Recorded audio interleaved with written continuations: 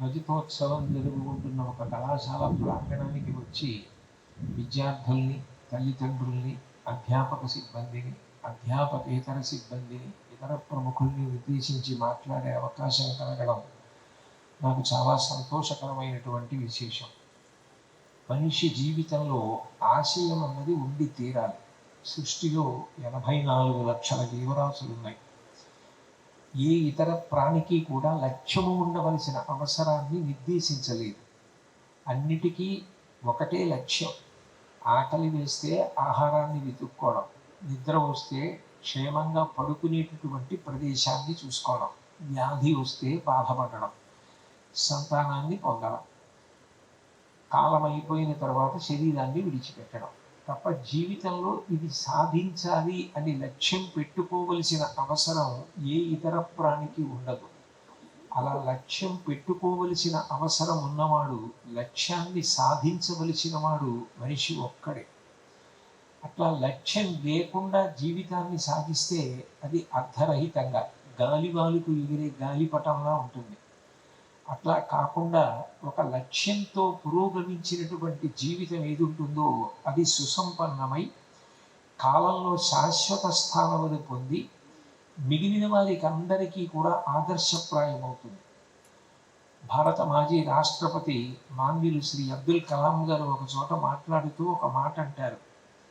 It is not a disgrace if you do not reach the stars for, but it is certainly a disgrace if you do not have the stars to reach for. నువ్వు ఒకవేళ లక్ష్యాన్ని చేరుకోలేకపోతే అది నీకు అవమానం కాదు, కానీ అసలు లక్ష్యమే లేకపోతే అంతకన్నా అవమానకరమైన విషయం మాత్రం జీవితంలో ఇంకొకటి ఉండదు. లక్ష్యం అనేది తప్పకుండా ఉండాలి.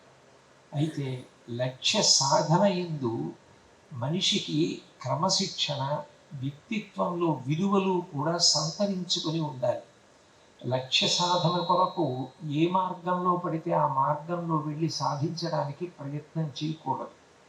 ఎంత కష్టమైన నీతికి నిజాయితీకి కష్టపడి పనిచేసి అంకిత భావంతో బ్రతికి లక్ష్యాన్ని సాధించిన వాళ్ళు ఎవరుంటారో వాళ్ళే మిగిలిన వాళ్ళకి మార్గదర్శకులు అవుతారు. నేను మీకు ఒక ఉదాహరణ చూపించాలి అంటే, డాక్టర్ ఎల్లాప్రగడ సుబ్బారావు గారి గురించి మీకు అందరికీ తెలుసు. డాక్టర్ ఎల్లాప్రగడ సుబ్బారావు గారి జీవితం చదివి మనం పరకాయ ప్రవేశం చేసి ఒకవేళ మనం ఆ స్థితిలో ఉంటే అని ఆలోచన చేస్తే విశేషమైన నిరాశ నిస్పృహలకు గురైపోతాను. ఇక జీవితం అంధకారబంధురం అయిపోయింది అన్న ఆలోచన పొందుతాను అని అనిపిస్తుంది. కానీ ఆయన జీవితంలో ఆయన నిరాశ పొందినటువంటి క్షణమే లేదు. జీవితం అంతా కష్టాల పరంపర. ఆయన ఏది సాధించాలనుకున్నారో అది సాధించారు. ఆయనకి చిన్నతనంలో చదువుకోవాలని ఎంత తీవ్రమైన కోరిక ఉండేది. దీని కొరకు చదువుకోవడం అంటే ఆయనకి లక్ష్యంలో ఒక స్పష్టత ఉండేది. ఒక వైద్యుడు ఉంటాడు. వైద్యుడు చేసే సేవ చాలా గొప్పది. అనారోగ్యంతో తన దగ్గరకు వచ్చిన వారికి అనారోగ్యం పోయే రీతిలో వైద్యం చేసి తిరిగి స్వస్థత కల్పించి పంపిస్తాడు.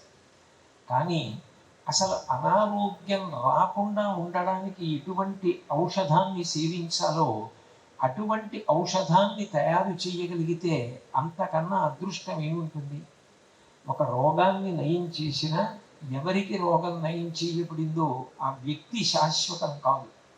కానీ అసలు ఒక రోగమే రాకుండా చేయడానికి వీలైన యాంటీబయాటిక్స్ కనిపెట్టాలి అంటే దానికి చాలా పరిశోధన చేయాలి, చాలా పరిశ్రమ చేయాలి. ఇప్పుడు చిన్నతనంలో ఆయనకి జీవితంలో ఏర్పరచుకున్న లక్ష్యం అది. నేను పరిశోధన చేయాలి వైద్య రంగంలో, నేను ఒక వైద్యుడనై కేవలం వైద్యం చేయడం కాదు అని నిర్దేశించుకున్నారు. చిన్నతనంలో ఎంత దరిద్రం అంటే కనీసం పాఠశాలకు వెళ్ళడానికి కావలసిన ఆర్థిక స్తోమత కూడా లేదు. తల్లిగారు తన మంగళసూత్రాలు అమ్మి పిల్లవాడి యొక్క ఉత్సాహాన్ని చూసి పాఠశాలలో చేర్చారు.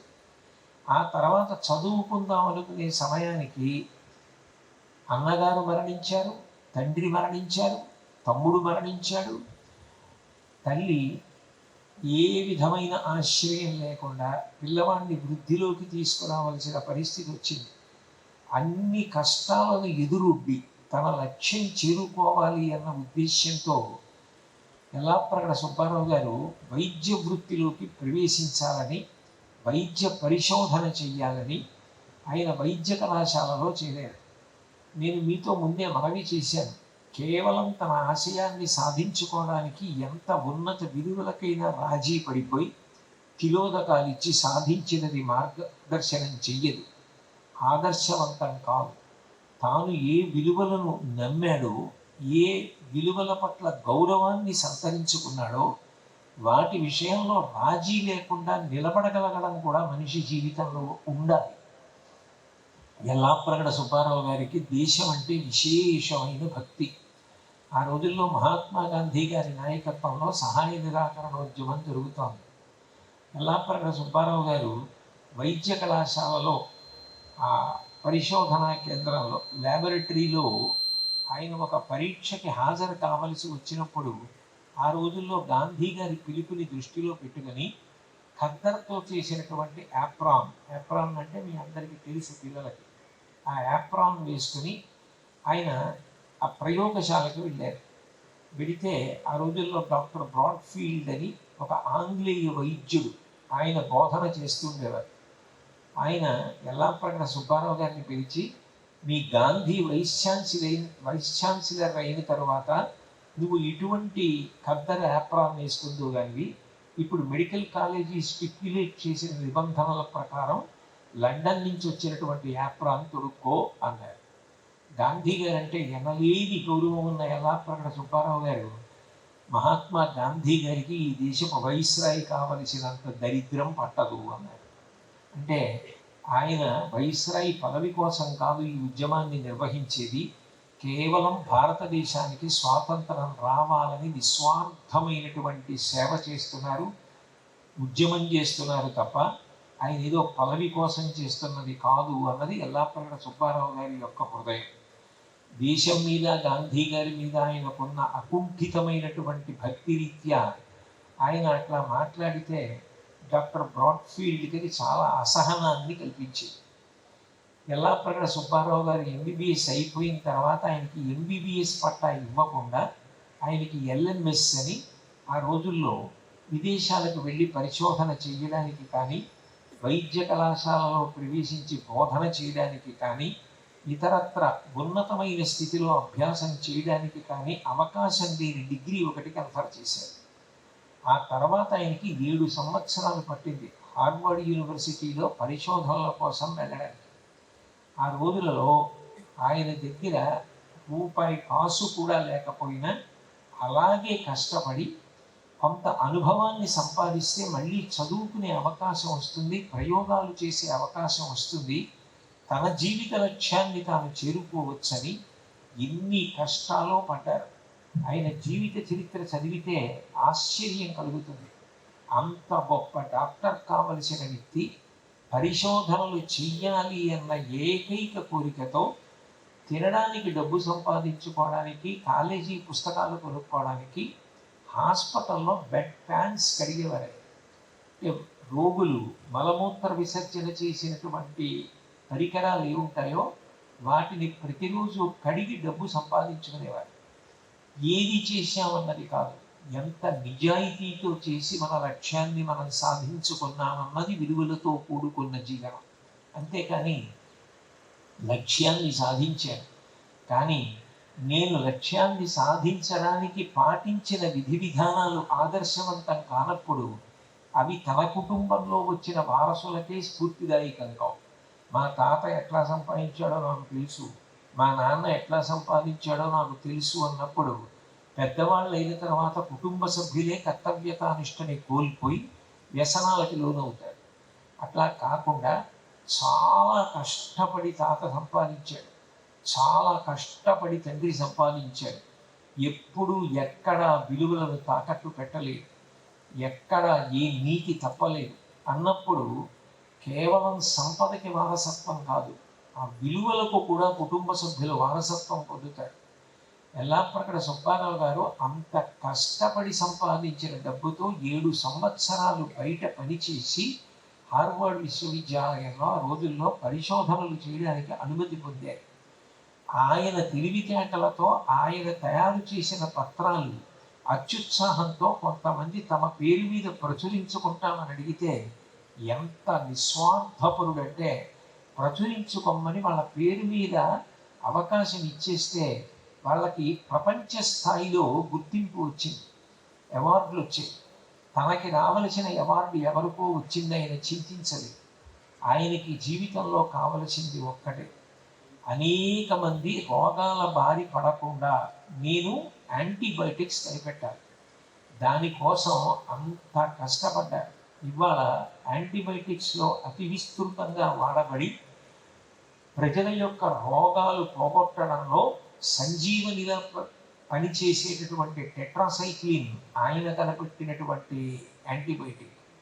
అంత నిస్వార్థంగా పనిచేశారు.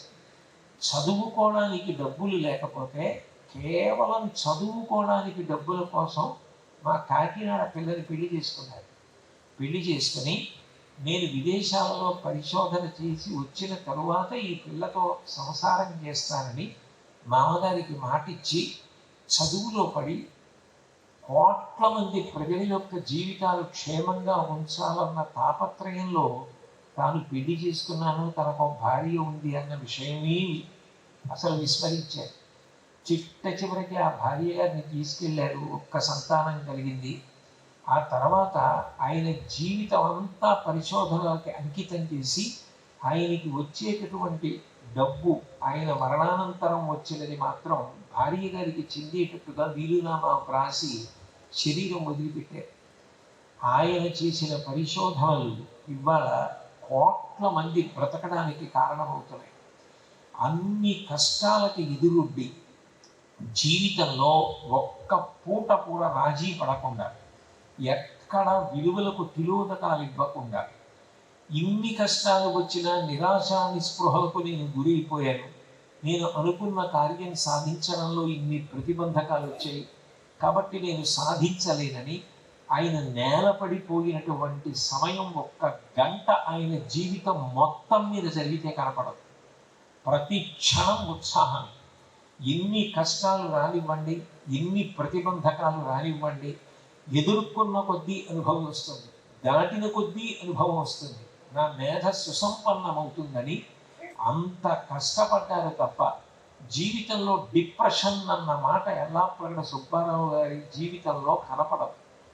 అనిర్వేద శ్రేయోమూలం అనిర్వేద పరం సుఖం అనిర్వేదో హి సతతం సర్వార్థేషు ప్రవర్తక కరోతి సఫలం జన్మో కర్మయత్తత్ కరోతి సహ తస్మాదనిర్వేద కృతం యత్నం చేష్టేహముత్తమం అంటారు రామాయణంలో వాల్మీకి మహర్షి. మనిషికి అన్నిటికన్నా ప్రధానంగా ఉండవలసినది ఏది అంటే ఉత్సాహం. ఒక కార్యాన్ని సాధిద్దామని బయలుదేరినప్పుడు అనేకమైన ప్రతిబంధకాలు ఎదురవుతాయి.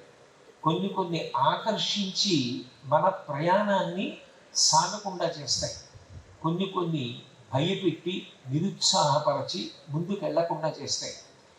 ఆకర్షించేటటువంటి వాటిని ఆకర్షణకు గురి కాకుండా తన లక్ష్యాన్ని గుర్తు పెట్టుకొని అధిగమించి ముందుకు వెళ్ళిపోగలిగిన ప్రజ్ఞ ఉండాలి.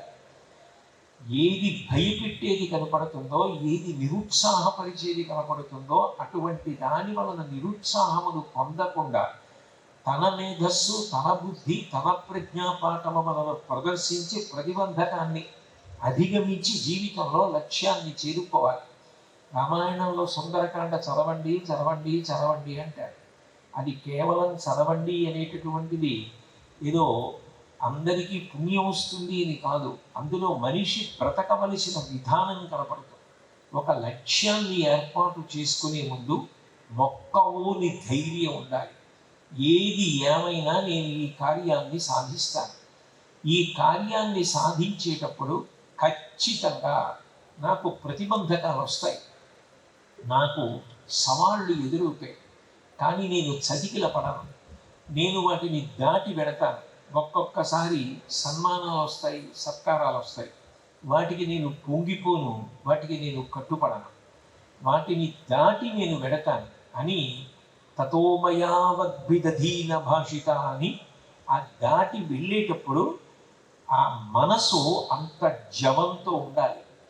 హనుమ చూడండి, అంత పెద్ద లంకాపట్టణానికి చేరుకోవలసి వచ్చి 100 యోజనముల సముద్రాన్ని దాటవలసి వస్తే అన్ని కోట్ల వానరములు ఉత్తర తీరంలో చతికిల పడిపోతే తానొక్కరే దాటడానికి సిద్ధపడి అంత ధైర్యంగా నేను దీన్ని దాటుతాను అని చెప్పి మన ఆయన మనస్సమాధాయ మహానుభావో జగామలంకాం మనసా మనస్వి అంటారు కిష్కింధకాండలో చిట్ట మహర్షి. ఆయన వెళ్ళినది శరీరంతో కాదు, ముందు మనస్సుతో వెళ్ళాడు. ఒక కార్యాన్ని చేసే ముందు మనసుతో ముందు సిద్ధం చేసుకోవాలి. నేను ఈ కార్యాన్ని సాధించాలి అంటే ప్రతిరోజు ఇంతసేపు ఖచ్చితంగా చదవాలి. నాకు చదవడం అనేది సంతోషం కావాలి. సంతోషంగా నేను చదవాలి తప్ప చదవడం నాకు భారం అయిపోకూడదు. బాబోయ్ నేను ఇంతసేపు చదవాలా అని నాకు అనిపించకూడదు. నేను ఏదైనా ఒక కార్యం తలపెట్టాననుకోండి, ఆ కార్యం చెయ్యవలసిన సమయం దగ్గరికి వస్తోందనుకోండి, నాలో ఉత్సాహం పొంగులు వారాలి.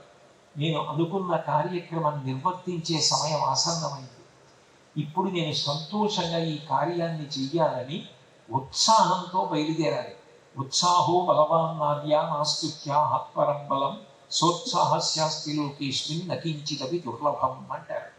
ఆ ఉత్సాహం ఉన్న వ్యక్తి జీవితంలో సాధించలేనిది లేదు. ఏదైనా పోవచ్చు, జీవితంలో ఉత్సాహం పోగొట్టుకోకూడదు. అన్నిటికన్నా బాగా జ్ఞాపకం పెట్టుకోవలసినది ఏది అంటే, తీవ్రమైన అవమానమునకు గురి అయినప్పుడు, తీవ్రమైన బాధకి లోనైనప్పుడు జీవితంలో దాన్ని చాలా ఖరీదైన పాఠ్యాంశంగా స్వీకరించి, కాబట్టి నేను ఇటువంటి తప్పు చెయ్యకూడదు, ఈ తప్పు చెయ్యబట్టి నేను ఇంత పెద్ద అవమానం ఎదుర్కోవలసి వచ్చింది, ఇక పైన నేను చేయనని ధైర్యంగా స్వీకరించి దానిని అక్కడతో విడిచిపెట్టి వెళ్ళిపోవాలి తప్ప అదే పనిగా చేసిన దోషాన్ని తలుచుకు చతికిల పడకపోకూడదు. అట్లాగే ఏదైనా ఒక విషయాన్ని సాధించినప్పుడు 10 మంది ప్రశంసించారనుకోండి, కేవలం ప్రశంసా వాక్కులు మాత్రమే దృష్టిలో పెట్టుకొని నేను అనుకున్నది సాధించేశానన్న భావన కలిగి అప్పుడు కూడా చతికిల పడిపోకూడదు. ఒకటని స్వీకరించాలి, తెగట్టని స్వీకరించాలి. రెండిటిని స్వీకరించడం జీవితంలో రావాలి. ఈ రెండిటిని స్వీకరించే గుణం కాకుండా రెండిటికి కూడా హత్తుకుపోయే గుణం ఏర్పడింది అనుకోండి, ఆ మనిషి లక్ష్య సాధన చేయలేదు. ఒక లక్ష్య సాధన కోసం బయలుదేరినప్పుడు ఎక్కడో ఏదో అవమానం జరగచ్చు, ఎక్కడో ఇబ్బంది కలగచ్చు. ఆ ఇబ్బంది కలిగినంత మాత్రాన చతికిల పడకూడదు. అబ్దుల్ కలాం గారి జీవితంలో ఒకప్పుడు ప్రొఫెసర్ శ్రీనివాసన్ అని, ఆయన ఆ మెడ్రాస్ ఇన్స్టిట్యూట్ ఆఫ్ మేనేజ్మెంట్లో చదువుతున్నటువంటి రోజుల్లో ఒక లోవర్ లెవెల్లో ఎగిరేటటువంటి హోవర్ క్రాఫ్ట్ దాన్ని 5 భాగాలు చేసి 5 విద్యార్థి సమూహాలకు అప్పచెప్పారు. మీరు దీనికి సంబంధించిన విషయాలన్నీ కూడా ఇదిగో ఈ నియతి కాలంలో తయారు చేయండి అన్నారు. అబ్దుల్ కలాం గారు ఏ విద్యార్థుల యొక్క సమూహంలో ఉన్నారో ఆ సమూహం చేసినది ప్రొఫెసర్ శ్రీనివాసన్ గారికి నచ్చలేదు. కలాం గారిని పిలిచి, నువ్వు ఎందుకు నేను అనుకున్నట్టుగా చేయలేకపోయావు, ఎందుకు వైఫల్యం చెందావు అని నిలదీసి అడిగారు. అడిగితే కలాం గారు తాను ఎంత కృషి చేశారో, ఎంత కష్టపడ్డారో, ఎంత కష్టపడితే దాన్ని వరకు తయారు చేయగలిగారో చెప్పారు. కానీ ప్రొఫెసర్ శ్రీనివాసన్ గారు ఇష్టపడలేదు. నువ్వు చేసింది నాకు కించిత్ కూడా ఇష్టపడట్లేదు, కాబట్టి నేను నా అసమ్మతిని, నేను నీ పట్ల పొందినటువంటి అసంతృప్తిని తెలియజేస్తున్నానన్నారు. కలాం గారు అన్నారు, నాకు 1 నెల రోజులు సమయం ఇవ్వండి, మళ్ళీ మీరు సంతృప్తి పడేటట్టుగా నేను మీకు వ్రాసి తీసుకొస్తానన్నారు. ఆయన అన్నారు, ఇవాళ శుక్రవారం మధ్యాహ్నం, ఇవాళ నుంచి శుక్రవారం మధ్యాహ్నం, శనివారం, ఆదివారం, సోమవారం నాడు ఉదయం నువ్వు ప్రాజెక్ట్ రిపోర్ట్తో నా దగ్గరికి రావాలి, అలా నువ్వు రాకపోతే నీ స్కాలర్షిప్ ఆఫ్ చేసేస్తానన్నారు. కలాం గారు బెంగ పెట్టుకోలేదు. గురువాక్యం, గురువు గారి మందలింపు తన జీవిత సౌభాగ్యానికి కారణమవుతుంది, ఇది నా యందు పట్టుదల పెంచుతుంది అనుకున్నారు. ఆ కాగితాలు అవి పట్టుకొని తన గదికి వెళ్ళిపోయారు. వెళ్ళిపోయి ఇక ఆ రోజు రాత్రి ఆయన పలహారం కూడా చేయలేదు. ఎప్పుడు తెల్లవారిందో కూడా ఆయనకి తెలియదు. తెల్లవారిపోయింది. ఆయన మాత్రం అట్లాగే ఆ ప్రాజెక్టుకి సంబంధించిన పనినంతటినీ చేస్తున్నారు. ఆదివారం తెల్లవారుజాము అయిపోయింది. ఏదో భోజనం మాత్రం కొద్దిగా చేశారు శనివారం అంతే. ఆ రోజు కూడా పడుకోలేదు. ఆ రోజు కూడా బ్లాక్ బోర్డు మీద ఆ డ్రాయింగ్స్ వేస్తూ వాటిని పూర్తి చేస్తున్నారు. ఆదివారం నాడు ప్రొద్దున్న ఏదో అలికిడైనట్లు అనిపించింది ఆయన. వెనక్కి తిరిగి చూశారు. చూసేటప్పటికీ ప్రొఫెసర్ శ్రీనివాసన్ టెన్నిస్ అవుట్ఫిట్లో ఉన్నారు. ఆయన టెన్నిస్ ఆడి వెళ్ళిపోతూ ఆ కలాం గారు చదువుకునే గదిలోకి వచ్చారు. చూశారు. కలాం, నువ్వు ఒక్క నాటిని పూర్తి చెయ్యలేవని నేను అనుకున్నాను. నువ్వు నిస్పృహకి లోనవుతావని, నా దగ్గరికి వచ్చి క్షమాపణ చెప్తావని, ఇంకా మళ్ళీ సమయం అడుగుతావని అనుకున్నాను. ఇది ఉండవలసిన పట్టుదల. నిన్ను చూసి నేను గర్వపడుతున్నానని చేతిలో ఉన్న రాకెట్ పక్కన పడేసి కలాం గారిని కౌగిలించుకున్నారు. ఆయనే వ్రాసుకున్నారు ఈ విషయాన్ని. అంటే జీవితంలో ఒక ప్రతిబంధకం ఎదురైనప్పుడు దాన్ని సవాలుగా తీసుకుని ముందుకు వెళ్ళడం అలవాటు చేసుకోవాలి తప్ప, ఒక ప్రతిబంధకం ఎదురైతే చతికిల పడిపోయే లక్షణం ఏర్పడిపోయి ఇక అదే పనిగా విచారించడం, చేసిన తప్పుని మాత్రమే తలుచుకుంటూ వగచి నిస్పృహకి గురైపోవడం, ప్రతిదానికి నేను నిరాశకి గురైపోయానండి, నిస్పృహకి గురైపోయానండి, ఇంకా నేనేమీ చేయలేనండి అన్న మాట ప్రత్యేకించి విద్యార్థుల యందు ఉండకూడదు. నిత్యోత్సాహంతో ఉండాలి. అట్లా ఉత్సాహంతో ఉన్నప్పుడే ఏ కార్యక్రమమైనా మనం సాధించగలుగుతాం.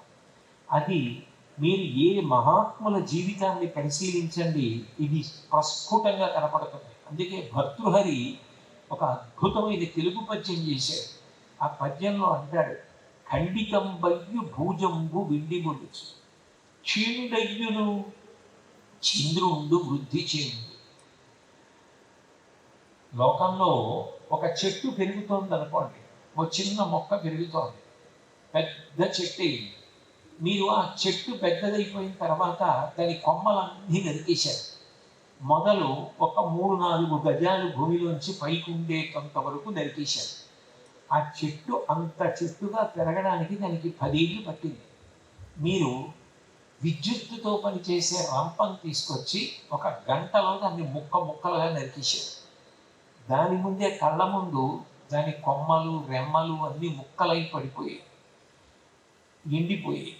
వాటిని ఈడ్చుకుపోయారు, ముక్కల కింద కొట్టేశారు, అగ్నిలో పడేశారు. ఇవన్నీ చూస్తోంది చెట్టు. అయినా అది బాధ చెందదు. మళ్ళీ చిగురుస్తుంది, మళ్ళీ కొమ్మలేస్తుంది, మళ్ళీ రెమ్మలేస్తుంది తప్ప నేను 10 ఏళ్ళు పెరిగితే ఒక గంటలో నరికేశాడు, ఇక నేను మళ్ళీ చిగర్చవలసిన అవసరం ఏముంది, దీని కొరకు చిగర్చడం అని నిస్పృహకు చెట్టు గురవదు. అది మళ్ళీ చిగరుస్తుంది. ఒక చిన్న మొక్క ఉందనుకోండి, భూమిలోంచి ఇలా పైకి వస్తూ ఎవరో పిల్లవాడు ఆడుకుంటూ ఒక బెడ్డని తన్నాడు అనుకోండి, ఆ బెడ్డ రాయి వెళ్ళి ఆ మొక్క మీద పడింది. ఆ మొక్క ఇలా ఉండవలసింది ఇలా వంగింది. ఆ బెడ్డ ఎవరు తీయలేదు. మీరు గమనించండి, కొన్ని చెట్లు ఇలా ఉండి ఇలా వంగి మళ్ళీ ఇలా పెరుగుతాయి. అంటే దానికి చిన్నతనంలో దాని మీద ఏదో రాయి పడింది, కానీ అది బెంగ పెట్టుకోలేదు. నా మీద రాయి పడింది, నా చుట్టూ ఉన్న మిగిలిన చెట్లు నిలువుగా పెరుగుతున్నాయి, కానీ నేను మాత్రం పెరిగే అవకాశం లేదు, నా మీద అడ్డంగా రాయి పడింది కాబట్టి నా బ్రతికింతే అనేది బెంగ పెట్టుకోదు. ఎక్కడ వరకు అడ్డం తిరగాలో అక్కడ వరకే అడ్డం తిరిగి ఆ తర్వాత మళ్ళీ నిలువుగా పెరుగుతుంది, పెరిగి పెద్ద చెట్టు అవుతుంది. అలా అడ్డంగా ఉన్న చోట మీరు వెళ్ళి కూర్చోవచ్చు. నేను చూసా కొన్ని చెట్లు అలా కొన్ని ప్రాంతాల్లో. అంటే ప్రతిబంధకం వచ్చినా కూడా అధిగమించి పెరిగింది తప్ప నా మీద రాయి పడిందని నిస్పృహకు లోనైపోయి పెరగడం మానేసి భూమిలో మాత్రం ఆ మొక్క కలిసిపోయింది. ఎవరు ప్రతిబంధకాలను ఎదుర్కొని జీవితంలో నిలబడగలిగారో వాళ్ళ జీవితాలు మాత్రమే శాశ్వతత్వాన్ని పొందుతాయి. కోట్ల మంది పుడతారు, కోట్ల మంది వెళ్ళిపోతారు. అందరి పేర్లు భూమి మీద శాశ్వతంగా ఉండవు. ఎవరి పేరు శాశ్వతంగా నిలబడిపోతుంది అంటే ఎవరికి జీవితంలో ఒక లక్ష్యం ఉన్నదో, ఎవరు ఆ లక్ష్య సాధన కోసం నిరంతరం పరిశ్రమించారో, కష్టములు వచ్చిన చిరునవ్వుతో ఎదుర్కొన్నారో, వాళ్ళు ఎదుర్కొని విలువలకు రాజీ పడకుండా జీవించారు, అట్లాంటి వాళ్ళ పేర్లు మాత్రం శాశ్వతంగా ఉండిపోతాయి. ఈ ప్రాంతంలోనే ఇక్కడే చదువుకున్నారు ఘంటసాల వెంకటేశ్వరరావు గారు. నేను ఆయన పుట్టిన ప్రదేశం చూడాలి అని చెప్పి ఈ మధ్య కాలంలోనే దివిసీమ వెళ్ళి పెదకళ్ళేపల్లి వెళ్ళి, పెదకళ్ళేపల్లి పక్క నుంచి ఒక చిన్న రహదారి ఉంటుంది. ఆ రహదారిలో కొంత దూరం కారులో వెడితే ఆ రోజున ఒక పెద్ద స్తంభం ఒకటి అడ్డంగా పడిపోయి, అయినా కూడా ఘంటసాల గారు పుట్టిన ఊరు చూడవలసింది అని నేను కారు దిగిపోయి ఆ పడిపోయినటువంటి స్తంభాన్ని దాటి మళ్ళీ తిరిగి దాన్ని ఎత్తి కట్టిన తర్వాత కారు తీసుకురమ్మని ఘంటసాల గారు పుట్టిన టేకుపల్లి వెళ్ళి అసలు ఆ ఊరు చూసి ఆశ్చర్యపోయారు. ఇప్పుడు నేను వెళ్ళేటప్పటికీ ఆ ఊరికి గట్టిగా ఒక 100 గడపలు ఉన్నాయేమో. కృష్ణానదీ తీరంలో ఒక చిన్న పల్లెటూరు, అక్కడ ఒక శివాలయం. ఆ శివాలయంలో వాళ్ళ నాన్నగారు సూర్యనారాయణ గారని ఆయన అర్చకత్వం, హరికథలు చెప్పేవారు.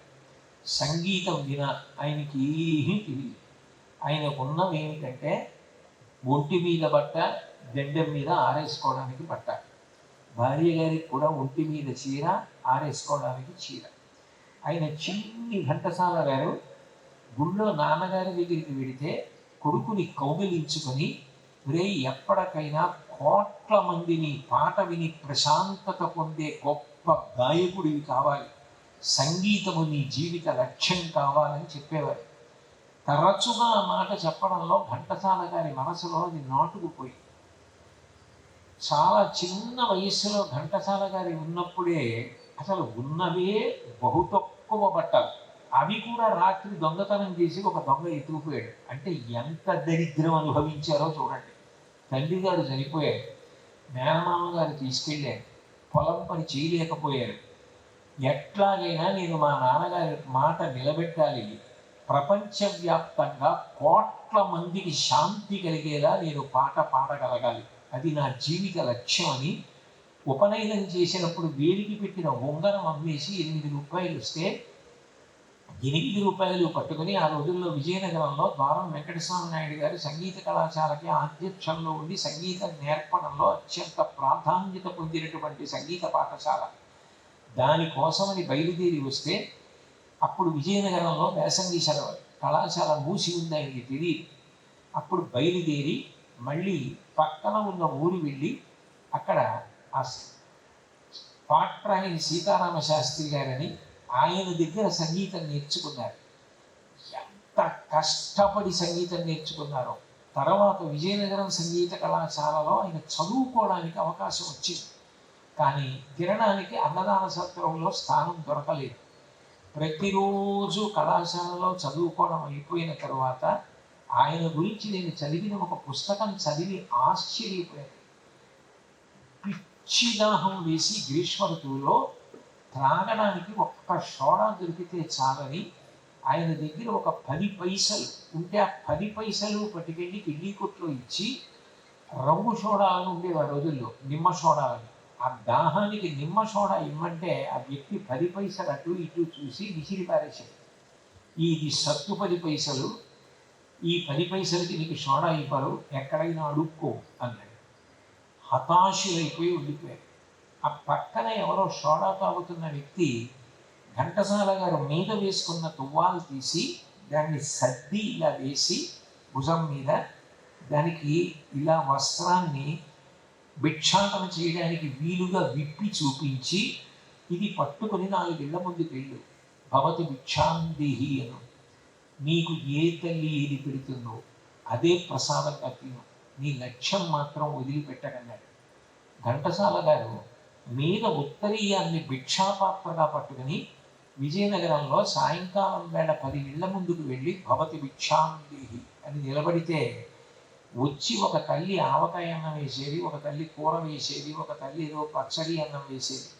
ఏటి ఒడ్డుకి వెళ్ళి ఆ ఉత్తరీయం విప్పుకుని ఆ అన్నం తిని ఆ ఉత్తరీయం అంతా కూడా కడుక్కుని ఆయన సంగీత హనుమ అని ఇప్పటికీ విజయనగరంలో భజన చేస్తున్న హనుమ దేవాలయం ఉంటుంది. చూడడానికి వెళ్ళాను నేను ఒకప్పుడు. ఆ దేవాలయంలో పడుకునేవారు. ఆయన లబ్ధ ప్రతిష్ఠులై ప్రపంచ ప్రఖ్యాతి పొందిన తర్వాత విజయనగరంలో కచేరీ చేయమంటే అక్కడ నేను మాధవ కమలం తిన్నాను.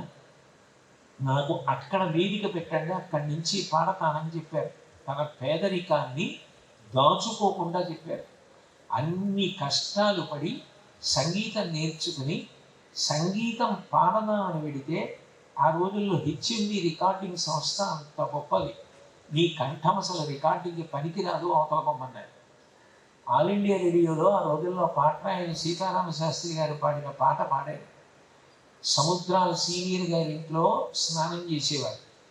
హోటల్లో ఆ వచ్చిన రూపాయో ₹1 దాచుకుని ఒక్కసారి భోజనం, పానగల్ పార్కులో నిద్ర. ఆ తర్వాత లబ్ధ ప్రతిష్ఠులై అంచెలంచెలుగా లలిత సంగీతం పాడుతూ చలనచిత్రాల్లో పాడడానికి అవకాశం వచ్చి పెరిగి పెద్దవారు అవుతున్న సమయంలో దేశ స్వాతంత్ర సంగ్రామం జరుగుతోంది. సహాయ నిరాకరణోద్యమానికి గాంధీ గారు పిలుపునిచ్చారు. నేను ఇప్పుడు ఊడ్చుకుంటున్నాను. ఇప్పుడు ఇందులో పాల్గొంటే నన్ను కారాగారంలో పెడతారు. కారాగారంలో పెట్టినా పర్వాలేదు, దేశం కోసం ఇంతమంది జీవితాన్ని బలిదానం చేస్తుంటే నేను మాత్రం సంగీతం పాడుకుంటూ డబ్బు సంపాదించనా అని సహాయ నిరాకరణోద్యమంలో పాల్గొని 18 నెలలు కారాగార వాసం చేశారు. కారాగార వాసం చేసి బయటికి వచ్చి తనతో పాటు పొట్టి శ్రీరాములు గారు కూడా రోజుల్లో కారాగార వాసం. పొట్టి శ్రీరాములు గారు మరణిస్తే అందరికన్నా ముందు బయటికి వచ్చి ఆయన చనిపోయారన్న విషయాన్ని గట్టిగా అరిచిన వారు ఘంటసాల గారు. శ్మశానంలో దేశభక్తి గీతాలు పాడారు పొట్టి శ్రీరాములు గారి కోసం. ఆ రోజుల్లో హిందుస్థానీ విద్వాంసులు బడే అలీ ఖాన్ అని ఆయన చెన్నైలో సంగీతం పాడడానికి వచ్చి ఎక్కడ అవకాశాలు దొరకకపోతే తన ఇంట్లో పెట్టుకునే అవకాశాలు కల్పించారు. సితార్ విద్వాంసుడు అలీ ఖాన్ కచేరీ లేక వెళ్ళిపోతుంటే తన ఇంట్లో కచేరీ పెట్టి ₹1000 ఇచ్చారు. తనకి సంగీతం నేర్పిన పాట్రాయని సీతారామ శాస్త్రి గారిని ఇంటికి తీసుకొచ్చి 2 నెలలు ఉంచుకొని కారు కొనుక్కుంటే మొదట గురువు గారిని ఎక్కించుకొని కారు ఎక్కించి తీసుకెళ్ళి చెన్నైలో రైలు ఎక్కించారు. అంత గురుసేవ చేశారు. ఆయనని ఎవరైనా మీరు కూడా నటించండి చలనచిత్రంలో అని అడిగితే చాలు, పాట పాడి సంపాదిస్తున్నాను, వేరొకరి కొట్టను, నటుడుగా నటించి వేరొకరిని బ్రతకనివ్వండి, ఇంకొకరి బ్రతుకు నేను పాడు చేయననేవారు. ఆయన నటించలేదు. అందుకే అంత మన్నన పొంది అంత స్థాయి పొందినటువంటి ఘంటసాల వెంకటేశ్వరరావు గారి పాట ఇప్పటికీ ప్రపంచవ్యాప్తంగా కొన్ని కోట్ల మందిని శాంతినిచ్చి కాపాడుతోంది. ఆయనే నిజానికి జీవితంలో కలిగిన కష్టాలకి వెరచి నేను నేలబడిపోయాను, ఇక నేను ఏం సాధిస్తాను, నేను ఇంకా సాధించలేను, నేను జీవితంలో వృద్ధిలోకి రావడానికి అవకాశం లేదు అని అనుకుని ఉంటే ఇవాళ ఘంటసాల గారి అన్ని పాటలు ఉండేవి కావు. ఘంటసాల గారి పేరు నేను ఈ కళాశాల రజతోత్సవ కార్యక్రమంలో ఉటంకించవలసిన అవసరము ఉండేది కాదు. అంత గొప్ప స్థాయికి ఆయన వెళ్ళగలిగారు అంటే లక్ష్యాన్ని పెట్టుకోవడం కాదు, జీవితంలో లక్ష్యం చేరడానికి ఎదురొచ్చే ప్రతిబంధకాన్ని అధిగమించడంలో గొప్పతనం ఉంది. ఎన్ని సత్కారాలు, ఎన్ని సన్మానాలు, ఎంత లబ్ధప్రతిష్ఠుడు, ఎంత ఐశ్వర్యం ఉండనివ్వండి, తను అనుకున్న దానికి కట్టుబడడం అంత గొప్ప శాస్త్రవేత్త అబ్దుల్ కలాం గారు విక్రమ్ సారాభాయ్ గారి పేరు చెప్తే 2 చేతులు ఎత్తి నమస్కారం చేసేవారు. అటువంటి విక్రమ్ సారాభాయ్ గారు ఎప్పుడైనా విమానం ఎక్కడానికి వెడితే తనతో పాటుగా పరిశోధన చేసే 2 విద్యార్థుల్ని తీసుకెళ్లేవారు. ఆ రోజుల్లో విక్రమ్ సారాభాయ్ గారు అంటే భారతదేశానికి అణువిజ్ఞానంలో ఒక పెద్ద మార్గదర్శకుడు, అంత పెద్ద శాస్త్రవేత్త. ఆయనకి అనుమతి విషయంలో విమానాశ్రయాలు ఏ విధమైన అరమరికలు పాటించేవి కావు. ఆయన విమానం ఎక్కడానికి రండి అని ప్రకటన జరిగే వరకు సమయం వృధా కాకుండా తనతో పాటు పరిశోధన చేసే పిల్లలిద్దరిని తీసుకొచ్చి ఒక మూల కూర్చోబెట్టి వాళ్ళకి వచ్చిన అనుమానాలు నివృత్తి చేసి వాళ్ళకి శాస్త్ర పాఠం చెప్తుండేవారు. బోర్డింగ్కి టైం అయింది, అందరూ రండి అని అనౌన్స్మెంట్ అయిన తర్వాత ఇద్దరు పిల్లల్ని పంపించేసి ఆయన ఏరోప్లేన్ ఎక్కేవారు. ఆయన ఎప్పుడైనా ట్రైన్ అహ్మదాబాద్ నుంచి బరోడా వెళుతుంటే ఆయన ఒక్కరూ ప్రయాణం చేసేవారు కాదు. ఆయనతో పాటుగా ఆ 6 బెర్తుల కుపే అంతా బుక్ చేసేవారు. బుక్ చేసి 5గురు పరిశోధన విద్యార్థుల్ని తనతో తీసుకెళ్లేవారు. కొన్ని గంటల పాటు వాళ్ళతో శాస్త్రం గురించి మాట్లాడుతూనే ఉండేవారు. ఒక క్షణం జీవితంలో కాలం వృధా చేయకుండా అంత గొప్పగా దేశం కోసం పరిశ్రమించి చివరికి కేరళ రాష్ట్రంలో అంతరిక్ష పరిశోధన సంస్థ ఏర్పడడానికి కూడా వారే కారకులు. నేను ఈ మధ్య కాలంలో కేరళ రాష్ట్రానికి నేను కారణానికి వెళ్ళవలసి వచ్చినప్పుడు ఎక్కడ విక్రమ్ సారాభాయ్ గారు పరిశ్రమ చేయడం మొదలుపెట్టి అంతరిక్ష పరిశోధనా కేంద్రాన్ని సాధించారో ఆ ప్రాంతాన్ని చూసి వారి పేరు కనపడితే ఆయన పేరు కనపడిన శిలాఫలకానికి దేవాలయ గోపురానికి నమస్కారం చేసినట్టు చెప్పులు ఇప్పి నమస్కారం చేసి కార్యక్రమం. ఎందుకని అంటే ఒక క్షణం జీవితంలో ఆయన విశ్రాంతి తీసుకోలేదు. పుట్టుకతో మహదైశ్వర్యవంతుడు. అంత ఐశ్వర్యం ఉన్న చదువులో ఒక్కరోజు వెనక పడింది లేదు. అయినా దేశ సౌభాగ్యం కోసం అంత కష్టపడ్డారు. ప్రొఫెసర్ హోమీ బాబా గారి గురించి మీ అందరూ వినుంటారు. భారతదేశంలో అణు విజ్ఞానానికి ఆద్యుడు హోమీ బాబా గారు. ఇక్కడికి దగ్గరలో ఆయన పేరు మీద క్యాన్సర్కి సంబంధించినటువంటి వైద్యశాల కూడా ఉంది. అటువంటి హోమీ బాబా గారు ఒక అద్భుతమైన వ్యక్తిత్వం. ఆయనకి అన్నిటికన్నా జీవితంలో అసహ్యకరమైన విషయం ఏది అంటే సమయాన్ని వృధా చేయడం.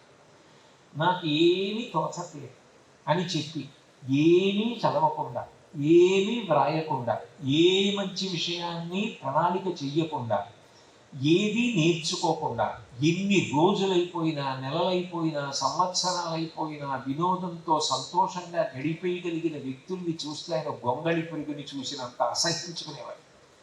ఆయన జీవితంలో చెప్పిన ఒక మాట వింటే ఆశ్చర్యపోతాం. ఎవరైనా చనిపోయినప్పుడు వారికి ఘనమైన నివాళి ఘటించడము అంటే వారి పేరు చెప్పి మరింత కష్టపడి పనిచేయడమే అనేవారు. హోమీ బాబా గారు విమాన ప్రమాదంలో చనిపోతే ట్రాంబేలో ఆయనతో కలిసి పనిచేసినటువంటి సహచరగణం సెలవు తీసుకోకుండా, అలా సెలవు తీసుకుని పని చేయకపోతే హోమీ బాబా గారి యొక్క ఆత్మ క్షోభిస్తుందని మరింత కష్టపడి ఆ రోజున ఎక్కువసేపు పనిచేశారు. అంత కష్టపడి పనిచేశారు. వాళ్ళ జీవిత చరిత్రను ఒక్కసారి పరిశీలించండి. మహాత్ముల జీవిత చరిత్రలు ఏవి కూడా పరిచినటువంటి పుష్ప పాంకులు కావు. ఎన్ని ప్రతిబంధకాలు, ఎన్ని కష్టాలు, ఎన్ని సవాళ్ళు, ఎన్నిటిని ఎదుర్కొన్నారో ఎదుర్కొని అంతంత మహానుభావులై ఇవాళ దేశం గర్వించదగినటువంటి స్థితిలో రూపు దిద్దుకునేటట్టుగా తమ మేధస్సుతో అవకాశం కల్పించారు. లక్ష్యాన్ని ఏర్పరుచుకోవడం, లక్ష్యం కోసం కష్టపడగలగడం అంత గొప్ప. అన్నిటికన్నా లక్ష్య సాధనలో ఉండవలసిన విలువ నిరుత్సాహములకు గురి కాకుండా. ఒకవేళ ఏ కారణం చేతనైనా మీరు లక్ష్యం చేరలేకపోయినా ఏమి బాధలేదు. మీరు పడ్డ కష్టం, మీ చిత్తశుద్ధి, మీరు విలువలకు రాజీ పడకుండా నిలబడిపోయిన మీ తత్వం మిమ్మల్ని 10 మందికి ఆదర్శవంతంగా నిలబడుతుంది. అంతేగాని నేను ఇది సాధించడానికి ఇదిగో ఈ దొడ్డి త్రోవలో, ఈ వంకర త్రోవలో, ఈ అడ్డ త్రోవలో నేను చేరుకున్నానన్నది మీకు గర్వకారణం కాదు, అన్యులకు గర్వకారణం కాదు, లేదా ఇతరులకు ఆచరణీయము కాదు. మీరు ఆదర్శవంతులు కాలేరు. మీరు కష్టపడినప్పుడే, జీవితంలో కష్టసుఖములు రెండిటి ఎందు గెరవక నిలబడగలిగినప్పుడే అట్లా ఉండగలుగుతారు. దానికి ప్రబల ఉదాహరణ, మనం దానికి స్ఫూర్తి పొందడానికి నిత్య ఉదాహరణగా మన కళ్ళ ముందు రోజు కనపడేవాడు చంద్రుడు. శుక్లపక్షంలో కళలు పెరుగుతాయి, పౌర్ణమి వస్తుంది, పూర్ణ చంద్రబింబం ఏర్పడుతుంది. ఈలోగా కృష్ణపక్షం వస్తుంది, ఒక్కొక్క కళ తరిగిపోతుంది. అమావాస్య వస్తుంది, చంద్రబింబమే కనబడదు. అయినా చంద్రుడు బెంగపెట్టుకోడు. మళ్ళీ శుక్లపక్షంలో ఒక్కొక్క కళ పెంచుకుంటూ పెడతాడు. పౌర్ణమి వచ్చేటప్పటికీ పూర్ణమైనటువంటి కళలను సంతరించుకుంటాడు. ఇన్ని కళలను సంతరించుకుని పూర్ణచంద్రుడైనా మళ్ళీ కృష్ణపక్షం వచ్చి మళ్ళీ కళలు కరిగిపోతాయి. నేను ఎన్నేళ్ళు ఎంత కష్టపడి కళలు సంతరించుకున్నా కృష్ణపక్షం వచ్చి తీరుతుంది, నా కళలు తరిగిపోతాయి. ఈ పాటి దానికి నేను ఈ కష్టపడడం ఎందుకు, కళలు పెంచుకోవడం ఎందుకు, పౌర్ణమి చంద్రుడిని కావడం ఎందుకని చంద్రుడు కళలు పెంచుకోవడం మానేయడం మీరు ఎక్కడైనా చదివారా, విన్నారా? రోజు కనపడే చంద్రుడే అన్ని కష్టాలు పడి పెరుగుతున్నాడు, తరుగుతున్నాడు తప్ప నిరుత్సాహానికి గురి కావట్లేదు. అటువంటి చంద్రుడు ఉదాహరణ భూమి. భూమి తెల్లవారి లేస్తే అందరం పాదంతో తొక్కుతాం, దాని మీద మూత్ర విసర్జన చేస్తాం, మల విసర్జన చేస్తాం. ఇల్లు కట్టుకోవాలి అంటే శంకుస్థాపన అన్న పేరుతో గుణపంతో తల్లి అని పిలిచిన భూమి గుండె మీద రాపాడిస్తాం. నాగలి పట్టుకుని అమ్మ గుండె చీల్చి విత్తనాలు వేసి పంట పండించుకుంటాం. చిట్ట చివరికి శరీరం పడిపోతే తమలో కలుపుకునేది కూడా భూమి. మానవులు రెండింటినీ సమానంగా తీసుకుంటుంది తప్ప ఎవరో పొగిడారని, ఒకడు భూసూక్తం చదివాడని, ఒకడు భూమి పేరు చెప్పి యజ్ఞం చేశాడని, ఒకడు భూదేవికి పూజ చేశాడని, ఒకడు భూదేవిని తీసేశాడని ఆవిడ ఎప్పుడూ వెనపెట్టుకోడు. ఆవిడ ఎప్పుడూ తన కర్తవ్యాన్ని తాను నిర్వహిస్తూ అచలా అంటారు, కథలను కూడా కదలకుండా అట్లాగే ఉంది. ఆవిడే కదిలిందనుకోండి ఎంత ప్రమాదం. నిన్ననో మొన్ననో విశాఖపట్నం పక్కనే ఉన్నటువంటి బంగాళాఖాతంలో కొద్దిగా భూమి ప్రకంపనలు వచ్చి తెల్లవారుజాము కాలంలో విశాఖపట్నంలో భూమి కదిలితే ఇళ్లలోంచి కొన్ని వేల మంది పరుగులు తీసి బయటికి వెళ్ళి మళ్ళీ ఇంట్లోకి వెళ్ళడానికి కూడా భయపడి కోట్లకు పడగలెత్తిన వారు కూడా వీధి పక్కన ఉన్న చెట్ల కింద నిలబడ్డారు. భూమి కదిలితే ఎవరు నిలబడగలరు, ఎవరి ఐశ్వర్యం నిలబడుతుంది? అయినా భూమి అంత ఓర్పు పట్టి కదలకుండా నిలబడుతోంది. భూమి పాఠం, సూర్యుడు పాఠం, చంద్రుడు పాఠం, కష్టపడడానికి చీమ పాఠం. రామకృష్ణ పరమహంస చెప్పినట్టు ఎప్పుడో అనాకాలం వస్తుందని ఇసుక పంచదార కలిసిపోతే వేరు చేయడం సాధ్యం కాదని మనం బయట పారేస్తాం. పారేస్తే ఇసుకలో కలిసిపోయిన పంచదార రేణువులను ఏరుకుని నోటితో పట్టుకుని అడ్డంగా వెళ్ళిపోతే తొందరగా వెళ్ళిపోవచ్చు, కానీ మనుషులు తొక్కేస్తారని గోడల పక్క నుంచి పాక్కుంటూ ఎక్కడో కన్నం పెట్టిన చోటికి పంచదార రేణువులు తీసుకెళ్ళి తాను తినకుండా దాచి వర్షాకాలం వచ్చినప్పుడు తిని బ్రతుకుతోంది చీమ. అంత కష్టపడి బతుకుతోంది మన కళ్ళ ముందున్న చీమ. సూర్యుడు అంత గొప్పగా ప్రకాశిస్తున్నాడు, రోజు ఉదయిస్తాడు, అస్తమిస్తాడు, అయినా నిరాశకి గురికాడు. చంద్రుడు పెరుగుతాడు, తరుగుతాడు, నిస్పృహకు గురికాడు. జీవితంలో ఎందరో మహాత్ములు ఎన్నో కష్టాలు పడ్డారు, అయినా వాళ్ళు బెంగపెట్టుకోలేదు. వాళ్ళు వృద్ధిలోకి వచ్చారు. వృద్ధిలోకి రావడం కాదు, వృద్ధిలోకి వచ్చేటప్పుడు ఎక్కడ విలువలకు తిలోదకాలు మాత్రం ఇవ్వలేదు. నేను ఈ విలువని వదిలిపెట్టేస్తాను, నేను జీవితంలో ఈ విషయం పాటించకుండా ఎట్లాగో అట్లా అడ్డదారిలో నేను పైకి వచ్చేయడం ఒక్కటే నాకు అవసరం, అంతేకాని నేను నిజాయితీగా పైకి రావలసిన అవసరం నాకు లేదని అడ్డత్రోవలు వెతుక్కున్న వాళ్ళు కారు. అంత నిబద్ధతతో పనిచేశారు. బాబు రాజేంద్ర ప్రసాద్ గారి జీవితం చదవండి. ఆయన న్యాయవాదిగా పనిచేసే రోజుల్లో ఆయన సంపాదించిన సంపాదన తీసుకెళ్ళి బీరువాల్లో పెట్టడానికి తలుపులు నొక్కి వేయడానికి సరిపోయేది కాదుట. ఆ రోజుల్లో జాతీయ నాయకుడు రాజేంద్ర ప్రసాద్ గారి దగ్గరికి వచ్చి, నువ్వు స్వాతంత్ర సంగ్రామంలోకి రావాలి, ఈ న్యాయవాద వృత్తిని విడిచిపెట్టేసేయి అంటే ఆయన ఆ న్యాయవాద వృత్తిని విడిచిపెట్టి అందులోకి ప్రవేశించిన తర్వాత ఆయన బ్యాంక్ బ్యాలెన్స్ 15 రూపాయలకి పడిపోయింది. ఆయన బీహార్లో ఒక ఆశ్రమంలో పూరిపాక లాంటి ఒక కుటీరంలో ఉండి దేశ సేవ చేశారు. రాష్ట్రపతి పదవికి ఎన్నికైన తర్వాత రాష్ట్రపతి భవన్కి వచ్చి, మీకు 350 గదులు ఉంటాయి రాష్ట్రపతి భవన్లో అంటే ఆయన నవ్వి, ఒక్క మనిషికి ఇన్ని గదులు ఎందుకని, 3 గదులు నాకు ఉంచండి, మిగిలినవి కేంద్ర ప్రభుత్వ కార్యాలయాలకు వాడుకోండి ఇచ్చేశారు. తాను 2 మాటలు రాష్ట్రపతి చేసి రాష్ట్రపతి పదవి విరమణ చెయ్యగానే ఆయన వెళ్ళిపోయింది ఎక్కడికి అంటే బీహార్లో ఏ పూరిపాకలో తాను ఉండి దేశ సేవ చేశారో మళ్ళీ ఆ పూరిపాకలోకి, ఆ కుటీరంలోకి మళ్ళీ మారిపోయారు. మారిపోయి కొద్ది నెలల తర్వాత శరీరం మొదలుపెట్టేశారు. నిబద్ధత అంటే నిబద్ధత. రాష్ట్రపతి పదవి చేయనివ్వండి, లేదా పెద్ద మంత్రి పదవి చేయనివ్వండి, ఆ నిరాడంబరత, ఈ దేశం గర్వపడవలసినటువంటి వ్యక్తులు. లాల్ బహదూర్ శాస్త్రి గారు హోమ్ మినిస్టర్గా చేస్తున్న రోజుల్లో ఆయనకి సొంత ఇల్లు ఉండేది కాదు. ఆ విషయం విని పార్లమెంటు సభ్యులు చాలామంది తెల్లబోయారు. ఏమిటి హోమ్ మినిస్టర్ చేస్తున్న వ్యక్తికి ఇల్లు లేదా, అద్దెంట్లో ఉంటాడైన అని, a home minister without a home అనేవారు. ఆయనని ఒకప్పుడు జవహర్లాల్ నెహ్రూ గారు ప్రధానమంత్రిగా ఉండి కాశ్మీర్లో అల్లర్లు జరుగుతున్నాయి వెళ్ళమంటే, వెళ్ళడానికి నాకు అభ్యంతరం లేదు కానీ తటపటాయిస్తున్నారు. తటపటాయిస్తుంటే, ఏమి శాస్త్రి తటపటాయిస్తున్నావు వెళ్ళడానికి అన్నారు నెహ్రూ గారు. వెళతాను కానీ చాలా విశేషమైన చలికాలం, నాకు మంచి గట్టి ఉన్ని కోటు లేదు, కొనడానికి నా దగ్గర అంత డబ్బు లేదన్నారు. అంటే నేను నా కోటు ఇస్తాను, ఈ కోటు వేసుకుని వెళ్ళు, నువ్వు పొట్టివాడివి, నేను పొడుగు, అయినా కాశ్మీర్లో బాగా పొడుగాటి కోట్లు వేసుకోవడం ఆచారం, నువ్వు వేసుకుంటే నువ్వే పొడుగు కోటు వేసుకున్నావు అనుకుంటారులే, ఈ కోటు వేసుకోవాలన్నారు.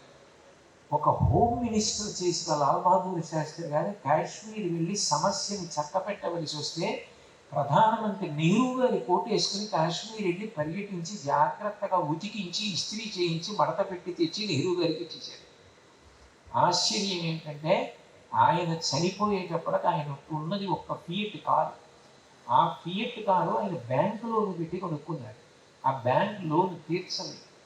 ప్రధానమంత్రి మరణించిన తర్వాత ఆయనకున్న ఫియట్ కారు మీద లోను తీర్చలేదని తెలిసి ఈ దేశ పౌరులందరూ దుఃఖపడి అందరూ కొంత కొంత సొమ్ము లలితా శాస్త్రి గారికి, శాస్త్రి గారి భార్యకి మనీ ఆర్డర్ చేశారు. అమ్మ, ఈ దేశ ప్రజలుగా మా కర్తవ్యం, ఈ డబ్బుతో ఆ లోన్ కట్టేసి ఆ కారు వాడుకోండి. ఆవిడ, నా భర్త బ్రతికున్న నాళ్ళు విలువలతో బ్రతికారు, నా కొద్ది డబ్బని అందరి మనీ ఆర్డర్లు వెనక్కి పంపించేసి ప్రధానమంత్రిగా పనిచేసినందుకు చిట్ట చివర శాస్త్రి గారికి వచ్చినటువంటి పదవీ విరమణకు సంబంధించిన ద్రవ్యం నుంచి బ్యాంకు రుణాన్ని కట్టి ఫియట్ కారు తలంచుకున్నారు. అంతటి విలువలు కలిగిన వ్యక్తులు పరిపాలించినటువంటి దేశం. ఎలా లక్ష్యాన్ని సాధించారన్నది కాదు, మీరు లక్ష్య సాధన ఎందు ఎన్ని విలువలు విడిచిపెట్టకుండా లక్ష్యాన్ని చేరుకున్నారన్నది మాత్రం జీవితంలో మరిచిపోకూడదు.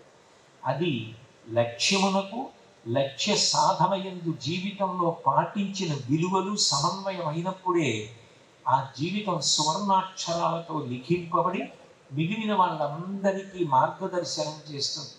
కాబట్టి ఈ విషయాన్ని బాగా జ్ఞాపకం పెట్టుకోవాలి. అంతేకాని ఒక రూపాయి వచ్చేటప్పటికీ ఆ రూపాయిని ఎలా మనం ఖర్చు పెట్టి భోగమనుభవిద్దాము అన్న విషయం కాదు. జీవితంలో చెక్కు చెదరని విలువలు ఉండాలి. ఆ నిరాడంబరత ఎప్పుడూ అట్లాగే ఉండాలి. మీరు హైదరాబాద్లో పుల్లారెడ్డి గారి పేరు వినుంటారు. పుల్లారెడ్డి స్వీట్స్ అని పరమ ప్రఖ్యాతి. ఆయన తనకు వచ్చిన ద్రవ్యంతో ఒకప్పుడు సంస్కృత భాషా ప్రచార సమితి నడిపారు. సంస్కృత భాషలో ఉన్నటువంటి అద్భుతమైన గ్రంథాలు కనుమరుగైపోతున్నాయి, అవి పునర్ముద్రణకు నోచుకోవట్లేదని పుల్లిల శ్రీరామచంద్రుడు గారి లాంటి విద్వాంసుని పిలిచి రామాయణ కావ్యం లాంటి కావ్యంలో ప్రతి శ్లోకానికి టీకాతాత్పర్యం చేయించి ఆ పుస్తకాలు ముద్రణ చేసి ఉంచేవారు. ఈ మధ్యకాలంలో సంస్కృత భాషా ప్రచార సమితి మూతపడిపోయింది. ఆయన కొంతకాలం తమను వేసుకున్నటువంటి బనీను పాతదైపోయిన తర్వాత వదిలిపెట్టేసే ముందు దాన్ని కత్తిరించుకుని జేబురుమాళ్ళుగా వాడుకునేవారు. ఆ వచ్చినటువంటి ద్రవ్యం జాగ్రత్త పెట్టి 10 మంది ప్రయోజనం కోసం, పిల్లలు చదువుకోవడానికి, దేశ సంస్కృతి కోసం ఖర్చు పెట్టేవారు. నిష్కారణంగా డబ్బుని వ్యయం చేయడం, అతిగా ఖర్చు పెట్టడం ప్రమాదకరమైనటువంటి పోకడం. ఈ దేశంలో ఎందరో కడుపు నిండా తినడానికి అవకాశం లేని పిల్లలు ఉన్నారు. ఎందరో చదువుకుందామంటే చదువుకోవడానికి కావలసినటువంటి సౌకర్యాలు లేని వాళ్ళు ఉన్నారు. అట్లాంటి వాళ్ళ కోసం వెచ్చించినది ఇతరుల యొక్క కష్టాన్ని తీర్చడానికి, మంచి కార్యక్రమం చేయడానికి మనం ఖర్చు పెట్టినదేదో అది పుణ్యము కాదు, ప్రధానంగా మన మానవీయ విలువలను చాటుతుంది. నువ్వు నీ కోసం కాదు బ్రతికేది, నువ్వు మరుగున పడిపోతున్న ప్రఖ్యాతమైన విషయాన్ని 10 మందికి అందించడానికి పడిన కష్టం, దానికోసం చేసిన శ్రమ నిన్ను చరిత్రలో శాశ్వత స్థానంలో నిలబడేటట్టుగా చేస్తాయి. అందుకే విలువలను విస్మరించకూడదు. అదే సమయంలో నేను మీతో పిల్లలతో చాలా ప్రేమగా ఒక మేనమామ చెప్పినట్టుగా చెప్పే విషయం ఏమిటి అంటే, ఇవాళ దేశంలో ఈ వ్యాపారం చేయొచ్చా, ఈ వ్యాపారం చెయ్యకూడదా, ఏ నీతి నియమాలు లేని వాళ్ళు కొందరు ఉంటారు. సమాజంలో మంచి ఉంటుంది, చెడు ఉంటుంది. ఒక రోజు అన్న తర్వాత పగలు ఉంటుంది, రాత్రి ఉంటుంది. Unless there is day and night you can't call it a day. Similar is the case with the society. సమాజంలో కూడా మంచి ఉంటుంది, చెడు ఉంటుంది. మంచిని స్వీకరించి అభినందించాలి, చెడు జోలికి వెళ్లకుండా ఉండడం నేర్చుకోవాలి. చెడు ఉన్నది అని చెడు చేస్తున్న వాళ్ళని విమర్శించే ఉపయోగం లేదు. చెడు జోలికి వెళ్లకుండా ఉండడమే చెడు నశించిపోవడానికి కారణం. ఇది చెడ్డ అని తెలిసినప్పుడు ఇది చెడ్డ అని 10 మంది గుర్తించే ప్రయత్నం చేసి అది చెడ్డది చెడ్డది అని ఎంత మాట్లాడితే అంత ప్రాచుర్యం లభించిందని సంతోషించే వాళ్ళు ఉంటారు. ఇది చెడు అని తెలుసున్నప్పుడు అసలు దాని జోలికి వెళ్లకుండా ఉండగలిగిన నియంత్రణ జీవితంలో రావాలి. అది అన్ని విలువలలోకి చాలా ఉత్తమమైనటువంటి విలువ. నేను 2 విషయాలలో విద్యార్థులందరూ చాలా పరాకుగా ఉండవలసిన విషయాన్ని మనవి చేస్తున్నాను. ఇది నేను మీకు ఒక మేనమామగా చెప్తున్నదే తప్ప, నేను ఏదో ఇవాళ మీరు మాట్లాడమన్నారు కాబట్టి అహంకారంతోటో అతిశయంతోటో మీతో మాట్లాడుతున్నానని మాత్రం దయచేసి అనుకోవద్దు. అయినవి కానివి, అర్థం లేనివి, అర్థం అసలు ఉండవలసిన అవసరం లేనివి ఇవాళ చరవాణిలో కోట్లు కనపడుతుంది. పిల్లల్ని ఆకర్షించడానికి, సమయం వృధా చేయడానికి. మీరు భారతదేశంలో ఇవాళ సెల్ ఫోన్ చూస్తూ యువతీ యువకులు ఎంత సమయాన్ని వృధా చేస్తున్నారు అని గూగుల్లో చెక్ చేయండి, ఆశ్చర్యపోతారు. ఒక రోజు మొత్తం మీద 16 గంటలు కూడా యూట్యూబ్ సెర్చ్లో వేస్ట్ చేసేస్తున్న వాళ్ళు ఉన్నారు. అంటే ఏదో ఆకర్షణీయమైన శీర్షిక ఒకటి పెట్టాలి, అది 7 నిమిషాలు 8 నిమిషాలు చూస్తే ఒక్కొక్కసారి అందులో ఆ విషయం ఉండొచ్చు, ఉండకపోవచ్చు కూడా. దాన్నే చూస్తూ కూర్చుని దాని చేత ప్రభావితులైన వాళ్ళు, నిష్కారణమైన విషయాల గురించి పరిశీలన చేసి జీవితాన్ని పాడు చేసుకుంటున్న వాళ్ళు ఎక్కువైపోతున్నారు. మేము చదువుకున్న రోజుల్లో మాకు ఈ ఇబ్బంది ఉండేది కాదు, అసలు సెల్ ఫోన్ లేదు. కానీ సెల్ ఫోన్ చాలా మంచి విషయాలకు కూడా పనికొస్తుంది. స్వాతి తిరునాళ్ళు ఎవరు? స్వాతి తిరునాళ్ళు ఎంత గొప్ప రాజవంశంలో పుట్టాడు, ఎంత మహదైశ్వర్యంలో పుట్టాడు, కానీ సంగీతం ఎంత గొప్పగా నేర్చుకున్నాడు, ఇన్ని కీర్తనలు రచించాడు. ఆయన అనంత పద్మనాభ స్వామి వారి కోసం పుష్పక విమానం చేయించి దాన్ని సమర్పణం చెయ్యకముందే 32 ఏళ్ల వయస్సులో శరీరత్యాగం చేసిన ఎంత శాశ్వత స్థానం సంపాదించాడు. ట్రావెన్కోర్ రాజవంశంలో పుట్టి ఆయనకి బిరుదు ఏమిటో తెలుసా? ఆగర్భ శ్రీమా. మీరు ఎక్కడ వినుండరు ఆ బిరుదు. ఆయన బయటికి వచ్చాక శ్రీమంతుడు కాదు, అమ్మ కడుపులో ఉండగా అంత శ్రీమంతుడు. ఆగర్భ శ్రీమాన్ అన్న బిరుదు ఈ దేశంలో ఉన్న ఏకైక వ్యక్తి స్వాతి తిరునాళ్ళు. అంత ఐశ్వర్యంలో ఓలలాడినవాడు, రాజరికం చేసినవాడు, పరిపాలన చేసినవాడు, ఒక్క క్షణం వృధా చేయకుండా కొన్ని వందల కీర్తనలు రాసి దాదాపు 7-8 భాషలలో కవిత్వం చెయ్యగలిగినంత కవనం నేర్చుకుని అనంత పద్మనాభ స్వామి వారిని సేవించి ఆ రాజవంశం, మేము మా పేరు పెట్టుకోం, మేము పద్మనాభ దాస అని పెట్టుకుంటామని స్వామివారి ముందు బోర్లా పడుకొని చిన్నతనంలోని మొదటి ఏడాది పుట్టినరోజు రాగానే పద్మనాభదాస అని పేరుకు కలుపుకుంటారు. స్వాతి తిరునాళ్ళు కాదు, స్వాతి తిరునాళ్ పద్మనాభదాస. అంటే అంత వినయంతో అంత గొప్పగా బ్రతికాడు. మా చిన్నతనంలో స్వాతి తిరునాళ్ళ గురించి చదువుకోవాలి అంటే అటువంటి పుస్తకం దొరకడం అంత కష్టం. అంత వెతికి అంత పట్టుకుంటే ఎప్పుడో వాళ్ళ వారు ఎక్కడో ప్రింట్ చేశారంటే ఆ పుస్తకం ఫలానా చోటు ఉందంటే మా పెద్దవాళ్ళని పట్టుకుంటే ఏమైనా మామగారో పెదతండ్రో అక్కడికి డబ్బులు పంపించి, ఆ రోజుల్లో విపిపి విధానం అని ఒకటి ఉండేది, డబ్బులు పంపిస్తే ఆ పుస్తకం వచ్చేది. ఆ పుస్తకం వచ్చే వరకు అలా కళ్ళల్లో ఒత్తు వేసుకుని ఎదురు చూసేవాళ్ళం. ఆ పుస్తకం వస్తే పరమ సంతోషం. కానీ ఇప్పుడు మీకు గొప్ప అవకాశం. మీరు ఫోన్లో స్వాతి తిరునాళ్ళు ఎవరు మీరు చూడొచ్చు, అబ్దుల్ కలాం గారు ఎవరు చూడొచ్చు, విక్రమ్ సారాభాయ్ గారు ఎవరు మీరు చూడొచ్చు, సతీష్ ధావన్ ఎవరు మీరు చూడొచ్చు.